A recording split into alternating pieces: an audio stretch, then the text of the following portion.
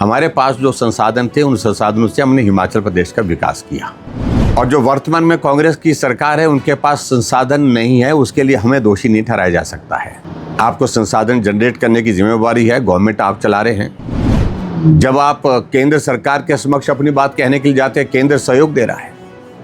अभी केंद्र सरकार ने अभी कुछ वक्त पहले, कुछ लगभग 1 महीने पहले, 1.5 महीने पहले लगभग जो है 3920 करोड़ रुपए की जो है वो हिमाचल प्रदेश को जो है ग्रांट दी है, स्पेशल दी है, स्पेशल असिस्टेंस के तहत दी है। और उसके तहत हिमाचल प्रदेश में आप बहुत सारे काम कर सकते हैं, क्योंकि फाइनेंशियल मैनेजमेंट आपके बस की बात है नहीं, ना समझ आ पा रही है आपको कैसे चलाना है, और ना ही आपको इसकी आवश्यकता महसूस कर रही। वक्त निकाल रहे हैं। वर्तमान के मुख्यमंत्री के समक्ष सिर्फ एकमात्र लक्ष्य है कि जैसे कैसे मेरा 5 साल का कार्यकाल बतौर मुख्यमंत्री पूरा हो। और बंद करने का जो अभी नोटिफिकेशन हुई है उसको लेके आप कितना सहमत हैं? उनका कहना है कि भी पूर्व के समय में जो महाविद्यालय खोले गए उनमें बच्चों की संख्या नहीं देखी, क्षेत्र को नहीं देखा गया, कहाँ खोलना है कहाँ नहीं खोलना है, उसको लेके वो जो है इतराज़ करते हैं। आप क्या कहते हैं? एक तो मैं उनको ये कहना चाह रहा हूँ, सरकार काम करने के लिए होती है, काम बंद करने के लिए नहीं होती है। अगर आपने हिमाचल प्रदेश में 2500 संस्थान बंद किए, ऐसा संभव नहीं हो सकता कि सरकार ने सारे के सारे संस्थान ऐसे खोले थे और बिना बजट के खोले थे और बिना मांग के खोले थे। जो भी संस्थान खोले थे बजट प्रावधान के तहत खोले थे, लोगों की कहने पर, लोगों के मांग पर खोले थे। और विचित्र स्थिति है, 4 साल का हिमाचल प्रदेश की कांग्रेस की सरकार का कार्यकाल पूरा होने जा रहा है। अभी भी कुछ दिन पहले 10 डिग्री कॉलेज ने डिनोटिफाई किए और डिनोटिफाई करने के बाद 1 हफ्ते के बाद, 10 दिन के बाद लगभग जो है फिर उनको उनमें से 5 कॉलेज फिर से नए सिरे से नोटिफाई कर दिए। वही कॉलेज जो चले हुए थे, बिल्डिंग जिनकी कई जगह बन चुकी है, 10-10 करोड़ रुपए के भवन बन चुके हैं। अगर कॉलेज में स्ट्रेंथ ना होने की वजह अगर पूछते हमसे, तो उसकी वजह यह है कि इन्होंने स्टाफ वहां पर लगाया ही नहीं, स्टाफ सारा बदल दिया। जब स्टाफ नहीं होगा तो कॉलेज में बच्चे आएंगे क्यों?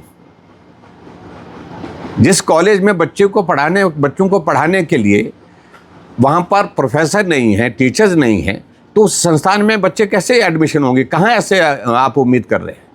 और वो सिर्फ एक साजिश के तहत, क्योंकि मुख्यमंत्री सुखविंदर सुक्खू की एक आदत है, जो कुछ भी करते हैं अच्छा काम तो कर नहीं सकते हैं, साजिश करते हैं, षड्यंत्र करते हैं।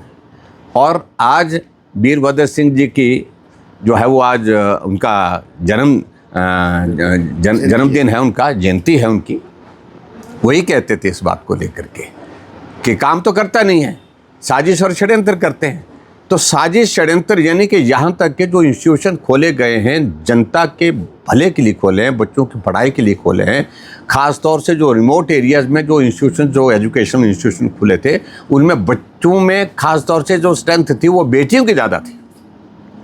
वो संस्थान बंद करने के लिए, जो कॉलेज बंद करने के लिए इन्होंने फैसला लिया। लेकिन दूसरी तरफ ये भी पूछना चाहता हूँ, आप 1 हफ्ता पहले संस्थान बंद करने की नोटिफिकेशन करते हैं, 1 हफ्ते के बाद आप उन संस्थानों को फिर से बहाल कर देते हैं, तो इसका मतलब है कि आप में कोई सोच समझ नहीं है काम करने की।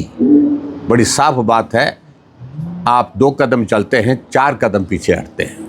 रोल बैक गवर्नमेंट जिसको बोल सकते हैं, पलटू राम की सरकार जिसको बोल सकते हैं, गांव की भाषा में, सीधी भाषा में, सरल भाषा में, वो सरकार हिमाचल प्रदेश में सुक्खू जी के नेतृत्व में चल रही है। सर, अभी भी हम उनको बोल रहे हैं कि भाई बस हो गया, आपके फैसलों से जग हंसाई हो रही है। आप कल्पना करिए, एक भी योजना 4 साल के कार्यकाल पूरा जो होने जा रहा है, इनकी जमीन पर उतरी नहीं। दूध पर बहुत लंबा भाषण देते थे, दूध अब लोग जो है सड़कों पर फेंक रहे हैं। आज मैं यहाँ पर आपके इस इलाके में बहुत बड़ी मात्रा में दूध हमारे किसान, जो हमारी बहनें, हमारी माता बहनें जो है वो बेचती हैं, देती हैं। जो मिल्क फेडरेशन को देती हैं और उसके बाद दूसरे जो कोऑपरेटिव सोसाइटीज़ को उनको देती हैं। लेकिन स्थिति ऐसी आई कि हिमाचल प्रदेश सरकार में भाषण तो बहुत दिए गए, दूध पर बहुत लंबे भाषण थे। दूध उनकी एक फ्लैगशिप स्कीम है, सबसे बड़ी स्कीम है। आज हालात ये है कि दूध जो है सड़कों पर उड़ेल करके फेंका जा रहा है, क्योंकि दूध लेने की सरकार की क्षमता ही समाप्त हो गई। हम दूध नहीं लेंगे। तो अगर आप अपनी ही बनाई हुई योजना को ठीक प्रकार से लागू नहीं कर सकते तो आपका विजन का जो है सबके सामने पर्दाफाश हो गया। तो इसलिए मैं इन बातों को लेकर यही कहूँगा कि बहुत दुर्भाग्यपूर्ण है हिमाचल प्रदेश में जो सरकार बनी है। न काम करने की सोच है, चारों तरफ भ्रष्टाचार की सारी सीमाएं लांघ चुके हैं।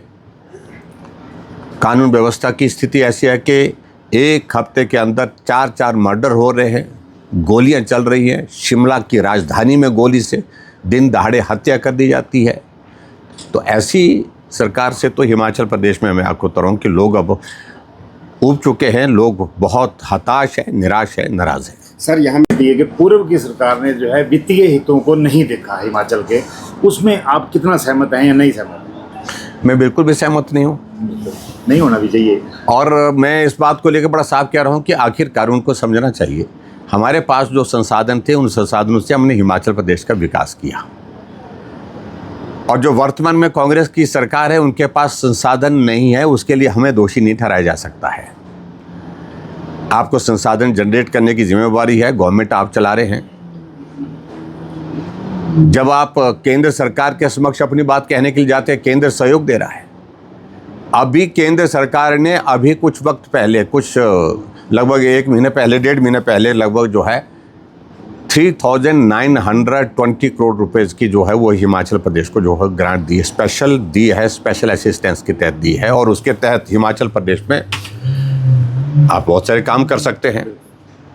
लेकिन आपने हालात इस प्रकार से हिमाचल प्रदेश में पैदा किए हैं क्योंकि फाइनेंशियल मैनेजमेंट आपके बस की बात है नहीं, ना समझ आ पा रही है आपको कैसे चलाना है, और ना ही आपको इसकी आवश्यकता महसूस कर रही है। वक्त निकाल रहे हैं। वर्तमान के मुख्यमंत्री के समक्ष सिर्फ एकमात्र लक्ष्य है कि जैसे कैसे मेरा 5 साल का कार्यकाल बतौर मुख्यमंत्री पूरा हो, और जिसकी बहुत बड़ी संभावनाएं आज भी नहीं दिखती हैं, क्योंकि जिस प्रकार से सरकार चल नहीं रही है, लड़खड़ा रही है, गिरते पड़ते चल रही है, इस सरकार को सरकार कह ही नहीं सकते हैं। Thank you.